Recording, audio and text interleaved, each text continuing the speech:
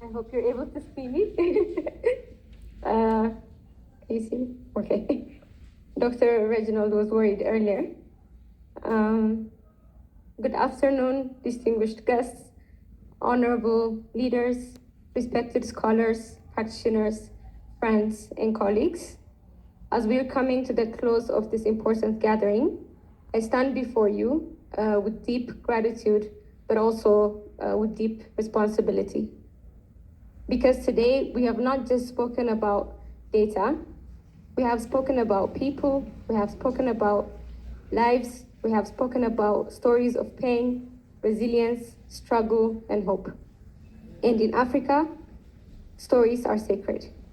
They are not commodities, they are not raw materials for extraction, they are not things to be taken, processed elsewhere, and returned back to us as products. They are part of who we are. Our ancestors taught us that knowledge is created together in community, through dialogue, through listening, through care. This conference has reminded us that digital knowledge is critical and accountable to the people who produce it. I want to share a story from my own work. A few years ago, I met a young woman in Tigray who has survived conflict-related sexual violence. She had spoken to many organizations.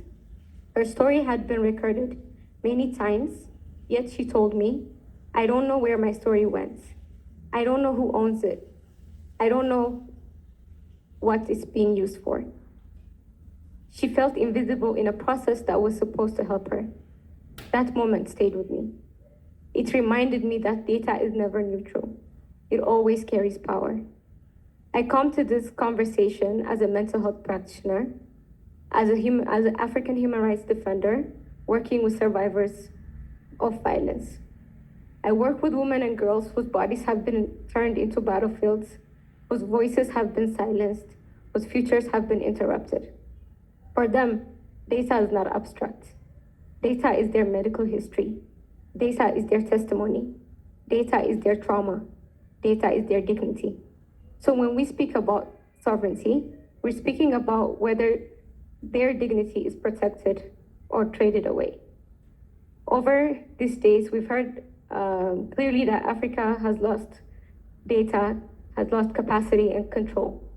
We've heard how fragmented systems weaken our health responses, how disconnected platforms exhaust our health workers, how parallel reporting systems overload humanitarian staff. But we've also heard something else, that Africa has solutions, that Africa has innovators, that Africa has researchers, that Africa has communities ready to lead. The African humanitarian and health data space is not just a technical model. It's a political statement, it's a moral position, it's a declaration of independence. It says, we refuse digital colonialism, we refuse extractive data practices, we refuse systems that benefit others while harming our people.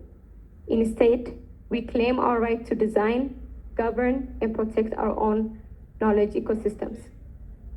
So, as we saw earlier, when we talk about fair data and the FAIR OLR acronyms, to us, they mean respect, consent, accountability. They mean data must work for people, not against them. They mean that technology must serve, heal, not harm. But technology alone is not enough. Trust is the foundation. Trust is built when communities are consulted, when consent is real, when safety is central, when benefits return home. Hence, universities cannot work from ivory towers. They must work with communities. I want to mention two examples. Through the work with the European External Program, with Africa, IPA, and Vodan Africa, we learned in practice that applications were co-created with health institutions, with universities, with humanitarian organizations. They were not imposed, they were built together.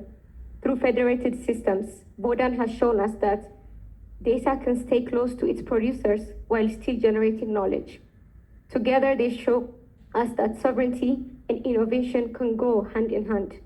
Safety was designed into the systems. Marginalized communities were placed at the center. Their voices shaped the engineering. The applications created direct line from the ground to decision makers while control in the hands of the community. This inclusion ensured that communities usually excluded from research became visible. Their realities entered scientific knowledge. Their experiences mattered. This is how ethical innovation should be. When data is taken without understanding, it disempowers. When it's taken without respect, it adds to the suffering. But when data remains in community, it builds independence, it strengthens organizations, it restores agency. We learned that healing from trauma in my line of work is not only about counseling, it's also about being heard, being visible, also about knowing that your story matters. That's also why we must not give up on people suffering in war and in conflict. Even when it's difficult, even when resources are limited, education must continue, research must continue, care must continue. Because even in difficult contexts, knowledge can grow. Even in crisis, dignity can be protected. Operationalizing this data space means moving from vision to practice. It means embedding sovereignty in law, embedding ethics in design, embedding consent in workflows, embedding communities in governance. It means asking the hard questions. Who owns data? Who tells the story? Who is protected? And who benefits? Data sovereignty is also about narratives. If you control your data, you control your story. If you control your story, you protect your dignity. And as I come towards the end of my remarks, let me end where I began, with people. In my work again with survivors, healing often begins when someone says, I see you, I believe you, you matter. Our data system must say the same thing. We see you, we protect you, we respect you, we work with you.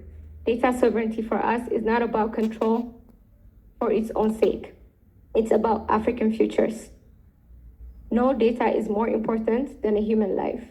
No algorithm is more powerful than ethical responsibility. No innovation is more valuable than trust. If we hold on to this, the African humanitarian and health data space will serve, heal, and empower, and it will belong rightfully to the people of our continent. Thank you very much.